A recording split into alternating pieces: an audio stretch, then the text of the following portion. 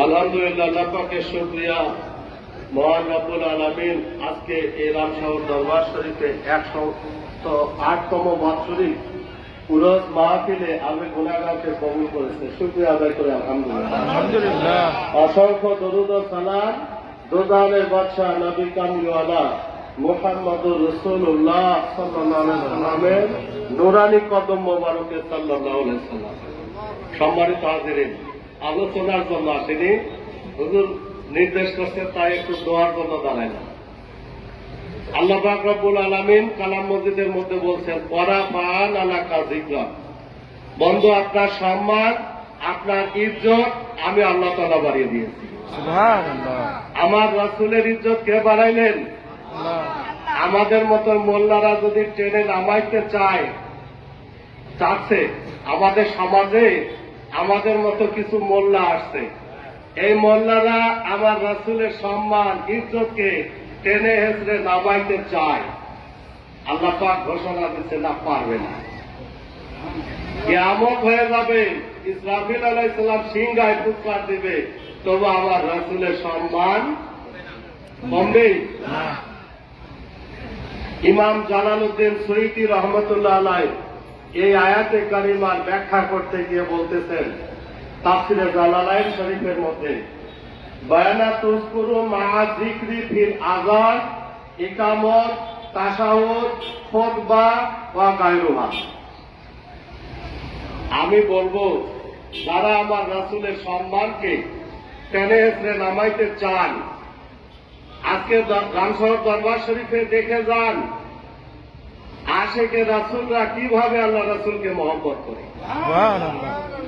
যেমনি ভাবে আমরা তো পারছি না, আমাদের পূর্বসূরি সুফি ফতে আলী ওয়াইসি মরহুম মাকবুল রহমতুল্লাহ আলাইহি কেবলাজান বাবাজান আমাদের যেমনি ভাবে স্মরণ করছিলেন, রামসাগর দরবার শরীফ, সিংহেরগাড়ি দহুরিয়া দরবার শরীফ, সরাইল দরবার শরীফ, এনায়েতপুর দরবার শরীফ, সবাই তেমনি ভাবে আমার রাসূলকে মহব্বত করে।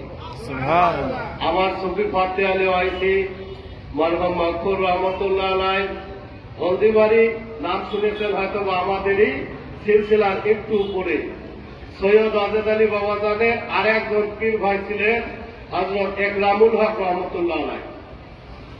একরামুল হক রহমতুল্লাহ আলাইহি উনি কত বড় আল্লাহর ওলি। উনি একটা কিতাব লিখছেন সিরাতে ইকরাম।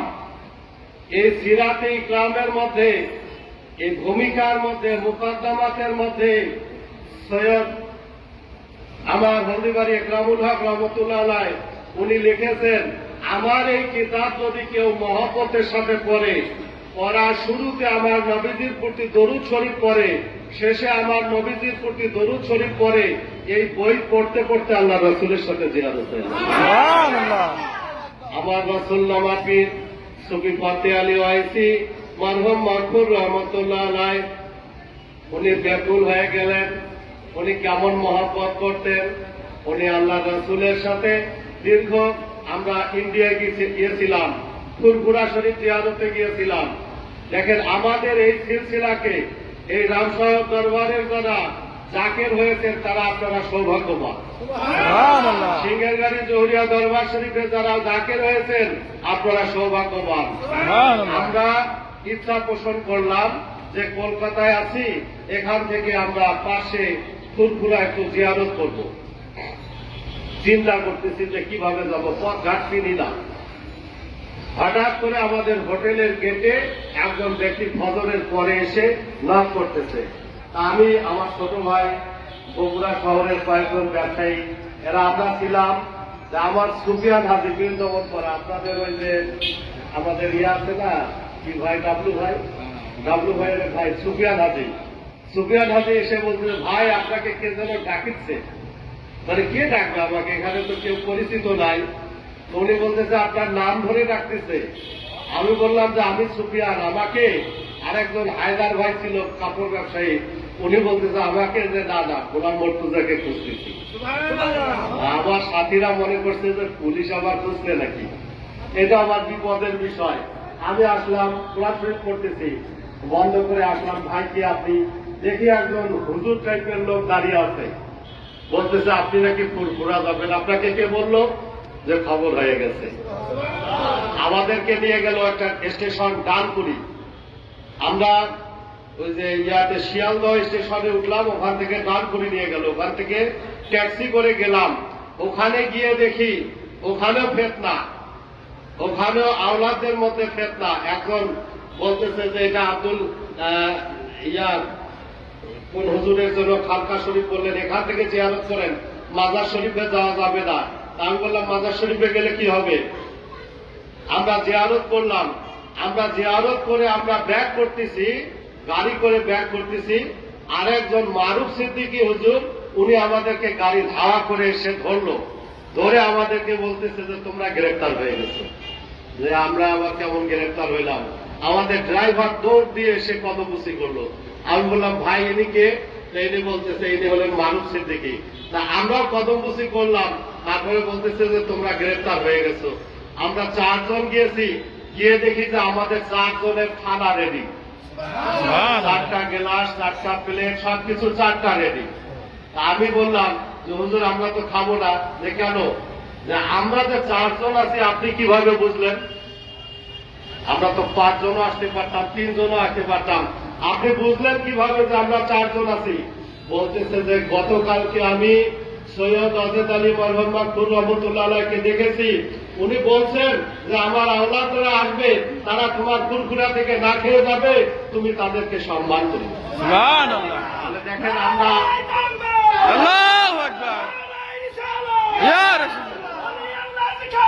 আমরা আসি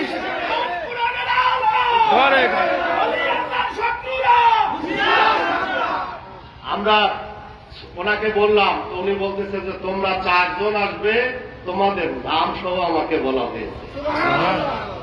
এই যে আল্লাহর ওলিদের সাথে কি কানেকশন, সম্পর্ক কি, আমরা কোথা থেকে কোথায় গেলাম, হোটেল থেকে আমাদেরকে টেনে নিয়ে গেল, আমরা ওখানে গিয়ে মেহমানদারি পেলাম এবং সম্মানের সাথে আবার চলে আসলাম। উনি বললেন বর্ডারে গিয়েও তোমাদের কোনো সমস্যা হবে না। আমরা ইজি ভাবে চলে আসছি। আল্লাহ পাক রব্বুল আলামিন ওলিদের সম্মান এভাবে ইজ্জত করেন। আমার সুফি ফাতে আলী ওয়াইসি মরহুম মাকবুর রহমতুল্লাহ আলাইহি, উনি দীর্ঘ সময় আল্লাহ রাসূলের সাথে জিয়ারত হচ্ছে না, উনি কাঁদতেছেন, উনি এত পরিমাণ কান্নাকাটি করতেছেন। কান্নাকাটি করতে করতে উনি চিন্তা করলেন, সিরাতে ইকরাম নামে আমাকে একটা কিতাব দিল, সিরাতে ইকরাম, এর মধ্যে ফুরফুরা থেকে লেখা হয়েছে। এর মধ্যে বলতেছে যে ফুরফুরা শরীফ থেকে লিখেছে সুফি ফাতে আলী ওয়াইসি বাবাজান, উনি দীর্ঘ 6 মাস 7 মাস ধরে আল্লাহ রাসূলের সাথে জিয়ারত হচ্ছে না। উনি বলতেছে যে আল্লাহ রাসূলকেই যদি না দেখি এ জীবন রেখে আমার লাভ কি? ভারত মহাসাগরের কিনারায় চলে গেলেন সুফি ফাতে আলী ওয়াইসি বাবাজান। উনি ওখানে গিয়ে মনে করতেছে যে আমি এই ভারত মহাসাগরে লাফিয়ে আমি মদিনা শরীফ গিয়ে আল্লাহ রাসূলকে জিজ্ঞাসা করব, ইয়া রাসূলুল্লাহ, ইয়া হাবিবাল্লাহ, এই সুফি ফাতে আলী ওয়াইসি কি অপরাধ করেছে? সুফি ফাতে আলী ওয়াইসির সাথে কেন আপনার জিয়ারত হচ্ছে না? উনি একবার চিন্তা করতেছেন, যদি লাফায়া পড়ি মরে যাই তাহলে কি আমি আত্মহত্যার মধ্যে পড়ব? যদি আত্মহত্যার মধ্যে পড়ি আমি আল্লাহকে বলবো, আল্লাহ আমি এই জন্য আত্মহত্যা করেছি যে তোমার সুফি ফাতে আলী ওয়াইসি তোমার রাসূলের প্রেমে ডুবে ভরপুর হয়ে গেছে। এমন সময় পিছন থেকে ডাক দিয়ে বলতেছে, সুফি ফাতে আলী ওয়াইসি, তোমাকে ভারত মহাসাগর পাড়ি দিতে হবে না, তোমার জন্য আল্লাহর রাসূল এখানে ভারত মহাসাগরে কিনারায় দাঁড়িয়ে আছে।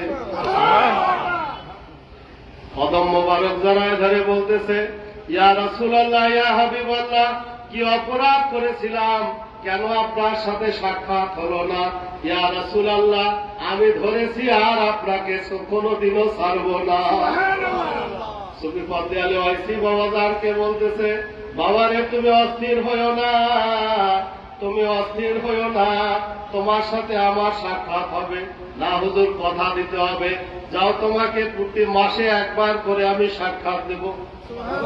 সুফি ফাতে আলী ওয়াইসি বলতেছেন, না না, 29 দিন আমি কেমনি ভাবে থাকবো? 29 দিন কেমনি ভাবে থাকবো? আল্লাহ রাসূল বললেন, যাও 15 দিন পর সাক্ষাৎ। না আমি 14 দিন কেমনি ভাবে থাকবো, না 7 দিন পরে তোমার সাথে সাক্ষাৎ, আমি 6 দিন কেমনি ভাবে থাকবো, যাও প্রতিদিন তোমার সাথে একবার করে সাক্ষাৎ হবে। ছবি পথে আলী ওয়াইসি বাবাজান বলতেছেন, বাবা রে দেখেন আল্লাহ রাসূলের প্রেমে কেমনি ভাবে ডুবে গিয়েছে যে একদিন পর আপনি একদিন পর সাক্ষাৎ দিবেন, কিন্তু 23 ঘন্টা কেমনি ভাবে ছবি পথে আলী ওয়াইসি 23 ঘন্টা কেমনি ভাবে কাটাবে। ইয়া রাসূলুল্লাহ আপনাকে ওয়াদা দিতে হবে, ছবি পথে আলী ওয়াইসি যখনই চাবে, যখনই চিন্তা করবে আপনার কথা, সাথে সাথে যেন তিনি সাক্ষাৎ পেয়ে যায়। ছবি পথে আলী ওয়াইসি বাবাজানকে ওয়াদা দিলেন, আমরা সেই সিলসিলাভুক্ত, এই রামশহর দরবার শরীফ সেই সিলসিলাভুক্ত, এই রামশহর দরবার শরীফে যারা জাকের হয়েছেন আপনারাও সেই সিলসিলাভুক্ত, আপনারা সেই সিলসিলাভুক্ত, আপনারা বড় সৌভাগ্যবান, আপনারাও এই নিয়ামত থেকে বঞ্চিত হবেন না। এই রামশহর দরবার শরীফের যিনি প্রতিষ্ঠাতা ডক্টর কহরুল্লাহ রহমতুল্লাহ আলাইহি, তাকে কাশ্মীর সম্রাট বলা হতো। আমার জহুর কেবলার সাথে ওনার একটা ভ্রাতৃত্ব বন্ধন, এমন একটা গভীর সম্পর্ক ছিল, গভীর থেকে গভীর। এই শিক্ষা দেখেন আল্লাহ রাসূলের যে শিক্ষা আমার রাসূল পাক সাল্লাল্লাহু আলাইহি সাল্লাম সাহাবীদেরকে দিয়েছে, সেই শিক্ষা আল্লাহর ওলিরা দেয়, সেই শিক্ষা রামশহর দরবার শরীফও দেয়। নাকি ভিন্ন কোন কুশিক্ষা দিয়েছে আপনাদেরকে? আল্লাহ পাক রব্বুল আলামিন কালাম মসজিদের মধ্যে বললেন, ওয়ারা ফারান আলা কাযিকরা, বন্ধু আপনার সম্মান আপনার ইজ্জত আমি আল্লাহ তাআলা বাড়িয়ে দিয়েছি। কেমন ইজ্জত দিলেন? ওয়ারা ফারান আলা কাযিকরা, বন্ধু আপনার সম্মান আমি আল্লাহ তাআলা বাড়াইলাম। ইমাম জালালউদ্দিন সুয়ুতী রহমতুল্লাহ আলাইহি তাফসীরে জালালাইন শরীফের মধ্যে বলতেছেন, বায়ানা তুসকুরু মা যিকরি ফিল আযান ইকামত তাশাহুদ খুতবা, যারা আমার রাসূলের শান মানকে কমাইতে চায়, আমার মনে হয় এরা আযানের মধ্যে নাম নিতে আপত্তি, চাকরির জন্য নেয়। ঠিক, এরা ইকামতে আপত্তি, চাকরির জন্য নেয়। এরা তাশাহুদের মধ্যে আসলে আসসালামু আলাইকা ইয়া নবী বলে কিনা সন্দেহ আছে। যদি বলে তাহলে তো এমন কথা বলার কথা না। আপনারা এই দরবার শরীফে জাকের আশেক মানুষ, আপনারা দাঁড়িয়ে গেলেন ইয়া নবী সালামু আলাইকা, ইয়া নবী বললে কি খুব অপরাধ হয়ে গেল? না, খুব বড় অপরাধ হয়ে গেছে।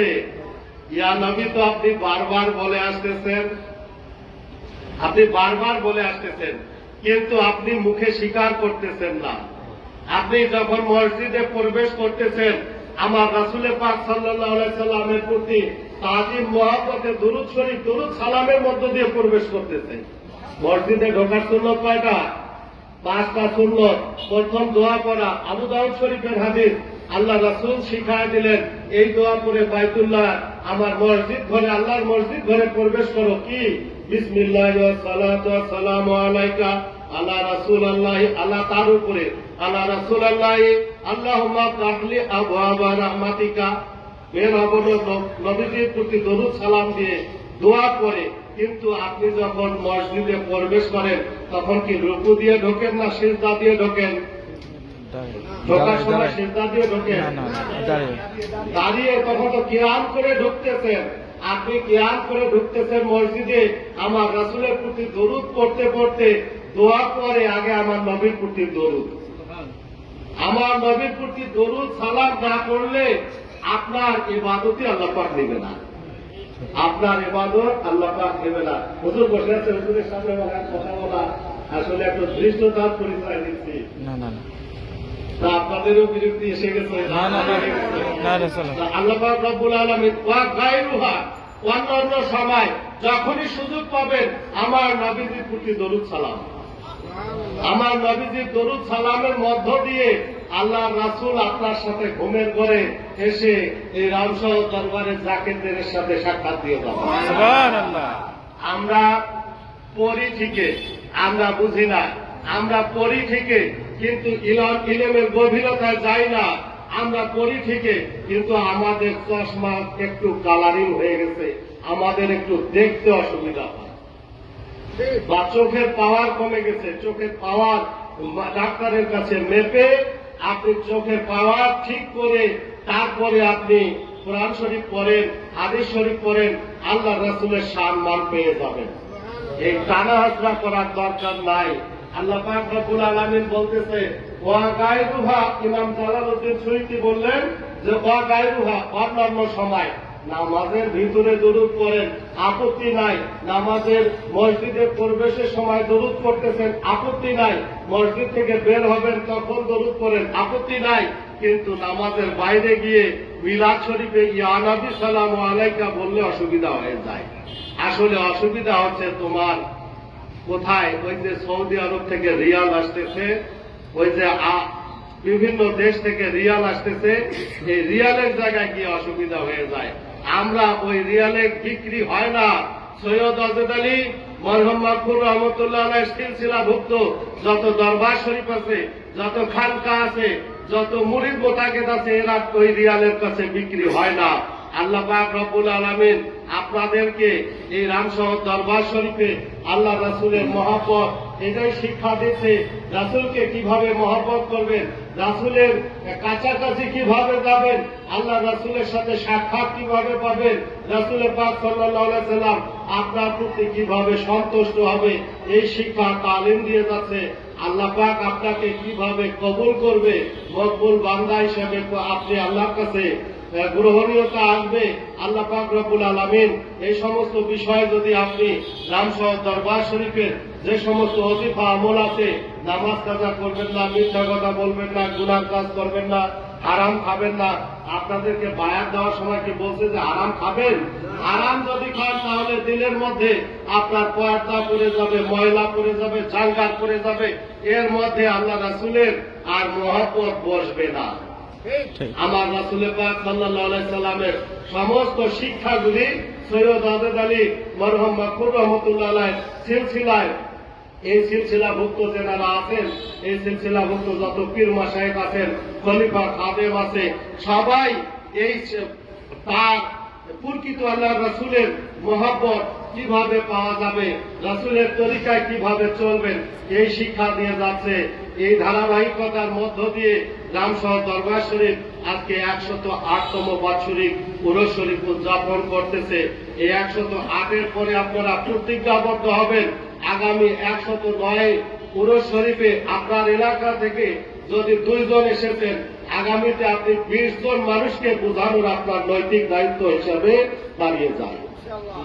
আপনি যারা যদি 10 জন আসেন, তাহলে আগামী উরুস শরীফে আপনি 100 জনকে কিভাবে নিয়ে আসবেন। আপনি এসে এখানে জিকির আজকার করলেন, তাসবিহ তাহলিল করলেন, হয়তো বা দেখা গেল কোনো কারণে আল্লাহ পাক আপনার কোনোটাই কবুল করে নাই, কিন্তু আপনি যে 8-10 জন নিয়ে এসেছেন, এই 10 জনের মধ্য থেকে যদি একজন আল্লাহওয়ালা হয়, তাহলে ওই একজনের উসিলা করে আপনাকে আল্লাহ পাক নাজাতের ফয়সালা দিয়ে দিবেন। এই জন্য আমাদের দাওয়াতি কাজ বেশি বেশি করতে হবে। দাওয়াতি কাজ বুঝাইতে আবার আমরা অনেকটা খেলা করি। অন্যেরা বলতেছে আরে দাওয়াতি কাজ তো আমার সৈয়দ আজদ আলী বাবা করেছেন, দাওয়াতি কাজ তো আমার সুফি ফতে আলী ওয়াইসি মরহুম মাকফুর রহমতুল্লাহ আলাইহি করেছেন, সুফি নূর মোহাম্মদ নিজামপুরি রহমতুল্লাহ আলাইহি করেছেন, শাহ আব্দুল আজিজ মুহাদ্দিস দেওলভী রহমতুল্লাহ আলাইহি করেছেন, শাহ ওয়ালিউল্লাহ মুহাদ্দিস দেওলভী রহমতুল্লাহ আলাইহি করেছেন, শাহ আব্দুর রহিম মুহাদ্দিস দেওলভী রহমতুল্লাহ আলাইহি করেছেন। সেই ধারাবাহিকতা যে সময় আমাদের পূর্বসূরীরা এই ভারত উপমহাদেশে দাওয়াতি কাজ চালিয়েছে, সেই মুহূর্তে আজকে যারা দ্বিমত করতেছে তাদের বাপ দাদারও নাম গন্ধ ছিল না। ঠিক। আজকে আমি সিরাজগঞ্জ উল্লাপাড়ায় গিয়েছিলাম সফরে। ওখানে আমার সৈয়দ আজদ আলী বাবাজান, উনি একটা গ্রামে ছিলেন, ওটা হলো চৌয়ালি থানার মধ্যে। চৌয়ালি থানার মধ্যে ওখান থেকে সৈয়দ আজদ আলী বাবাজান বলছেন এই আমাকে পালকিতে দাও।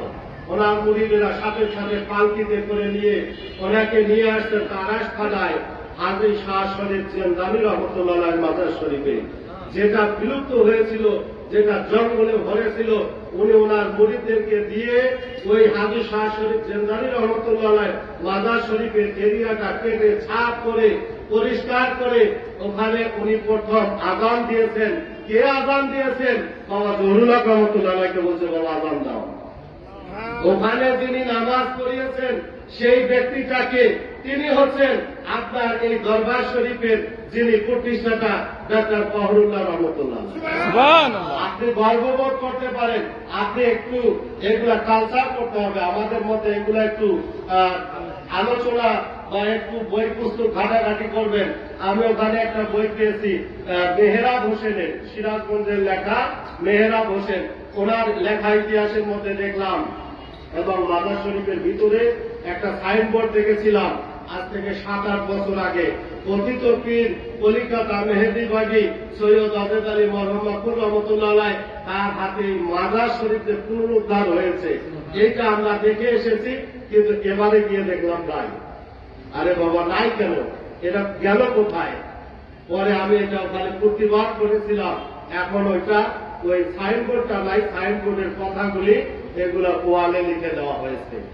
আমরা গর্ববোধ করি এই বাংলার জমিনে সৈয়দ আজেদ আলী মরহুম মাকুর রহমতুল্লাহ আলাইহ ওনার দ্বারায় ইসলামের যে চাষাবাদ হয়েছে, আর কারোর দ্বারা এটা হয়নি। ঠিক। আজকে যারাই বাতিলপন্থী বলেন, ওই সারাদিন ইল্লাল্লাহ ইল্লাল্লাহ বলতেছে, এটা ধোঁকা দিচ্ছে আপনাকে, বাংলার মানুষকে ধোঁকা দিচ্ছে। দেখেন, আজকে যদি সৈয়দ আজেদ আলী মরহুম মাকুর রহমতুল্লাহ আলাইহ সমস্ত খলিফারা এক জায়গায় হয়ে যায়, তাহলে দেখবেন বাংলার এক প্রান্তে বসে যদি ডাক দেয়, আর এক প্রান্ত পর্যন্ত কেঁপে উঠবে। কিন্তু আমার সৈয়দ আজেদ আলী বাবাজান বলছেন যে না না না, মুজাদ্দেদ আল বেসারি রহমতুল্লাহ আলাইহ তিনি যদি ইচ্ছা পোষণ করতেন, তিনি তো এই ভারতের মসনদে বসতে পারতেন। উনি যখন সম্রাট আকবরকে কতল করলেন, তখন তিনি তো এই ভারতের মসনদের মালিক হয়ে গিয়েছিলেন। কিন্তু ইতিহাসের দিকে যান, আমাদের এই সিলসিলা ইসলামের জন্য কি অবদান রেখেছে আমরা কিন্তু জেনেও অনেকে এইটা অকৃতজ্ঞতার সাথে আমরা স্বীকারই করি না যে আমাদের সৈয়দ আজেদ আলী বাবাজান কি ভূমিকা রেখেছেন। কিন্তু মুজাদ্দেদ আল বেসানি রহমতুল্লাহ আলাইহ যেমনি ভাবে ক্ষমতার মসনদে বসেননি, আজকে আমাদের সিলসিলাও কেউ কিন্তু দেখেন আপনার রামশহর দরবার শরীফ থেকে কেউ মেম্বারি ভোটে দাঁড়িয়েছে, চেয়ারম্যানে দাঁড়িয়েছে, উপজেলায় দাঁড়িয়েছে, এমপি নির্বাচন করছে। যদি করতো তাহলে কিন্তু হয়ে যেত। কিন্তু আমাদের পূর্বসূরীদের দিকে আমরা তাকিয়ে আছি, আমাদের পূর্বসূরীরা এই দিকে কোনদিনও নজর দেয়নি। ওই ফকিরি হালে চলছে, এই ফকিরি হাল নিয়ে আমাদের বংশের বংশ চলতে থাকবে। কিন্তু তাই বলে কি আমরা চাকরি বাকরি ব্যবসা বাণিজ্য করতে পারবো না? আমরা সব লেখাপড়া, শিক্ষা, জ্ঞান, বিজ্ঞান সবকিছুতে আমাদেরকে এগিয়ে যেতে হবে। বাতিলরা আগাবে আর আমরা পিছিয়ে জোর করে থাকবো। আমাদের জ্ঞান, বিজ্ঞান, শিক্ষা সবকিছুতে, ব্যবসা বাণিজ্য সবকিছুতে এগিয়ে থাকতে হবে। তাহলে আমরা যদি আমরা পরমুখী না হই, তাহলে আমরা অবশ্যই আমাদের পরের প্রজন্ম যারা আসতেছে তারা শিক্ষিত হবে, তারা আলেম হবে, ডাক্তার হবে, ইঞ্জিনিয়ার হবে, সবকিছু হতে পারে, কিন্তু তারা এই সিলসিলার জন্য মেহনত দিয়ে যাবে। আল্লাহ পাক রব্বুল আলামিন আমাদের এই সমস্ত দরবারগুলিকে কবুল করে নিক এবং আমরা এই বেলায়েতের মধ্যে আছি, আমাদেরকে কবুল করে নিক। আল্লাহ পাক রব্বুল আলামিন যেন আমাদের এই দরবারের সাথে থেকে আমাদের সৈয়দ আজেদ আলী বাবাজানের যত শাখা প্রশাখা আছে, আমরা প্রত্যেকটা দোয়ার মধ্যে আমরা দোয়া করব, আল্লাহ তুমি আমার সৈয়দ আজেদ আলী বাবাজানের যত সারা দেশে সারা বিশ্বে আনাচে কানাচে, আমি সৈয়দ আজেদ আলী মরহুম মাকুর রহমতুল্লাহ আলাইহ উরস শরীফে একবার গিয়েছিলাম, ওখানে গিয়ে দেখি সেই আসাম থেকে আসলে একজন খলিফা, উনি 12-15 হাজার লোক নিয়ে আসছে। হিন্দুস্তান তো ওখানে সেরকম ব্যবস্থা নাই, উনি এসে ধুমধাক্কা অনুষ্ঠান করে চলে গেছে। আমরা সবার জন্য প্রসারতার জন্য দোয়া করি, একে অপরের জন্য দোয়া করি। আল্লাহ পাক রব্বুল আলামিন যেন আমাদের এই দ্বীনি খেদমতকে কবুল করেন এবং এই রামশহর দরবার শরীফকে কবুল করেন, সিংহেরগাড়ি জহুরিয়া দরবার শরীফকে কবুল করেন, সৈয়দ আজেদ আলী বাবাজানের যত খলিফা আছে সব দরবারগুলিকে কবুল করেন এবং আমাদের আওলাদদেরকে কবুল করেন। আমরা যেন এই খেদমতে থাকতে পারি। আমার বলার মধ্যে ত্রুটি হলে ক্ষমা করবেন। দোয়ার জন্য আসছিলাম, হুজুর দোয়া করবেন। আমি দেখেছি ছোটবেলা থেকে আমাদের মুজিবুর রহমান রহমতুল্লাহ আলাইহ উনি আমাদের দরবার শরীফে যাইতেন। আমি আমার আপার সাথে এই দরবার শরীফে আমি নিজেও এসেছিলাম, আমি গল্প শুনেছি, অনেকবার আসছে। আজকে আমি পাশে ছিলাম, মনে করলাম যে ওরস শরীফ হচ্ছে একটু যাই ঘুরে আসি। হুজুরের কাছে দোয়ার দরখাস্ত, আমার জন্য দোয়া করবেন, পরিবারের জন্য দোয়া করবেন। আমার মা অসুস্থ, আমার ছোট বোন অসুস্থ, ওদের জন্য দোয়া করবেন, সে দোয়ার মধ্যে দোয়া করবেন। আমরাও দোয়া করি, আপনারা আমাদের জন্য দোয়া করবেন। বলার মধ্যে ত্রুটি হলে ক্ষমা করবেন, আমলি কোনো দিক পেলে আমল করবেন। আসসালামু আলাইকুম ওয়া রাহমাতুল্লাহ। ওয়ালাইকুম আসসালাম।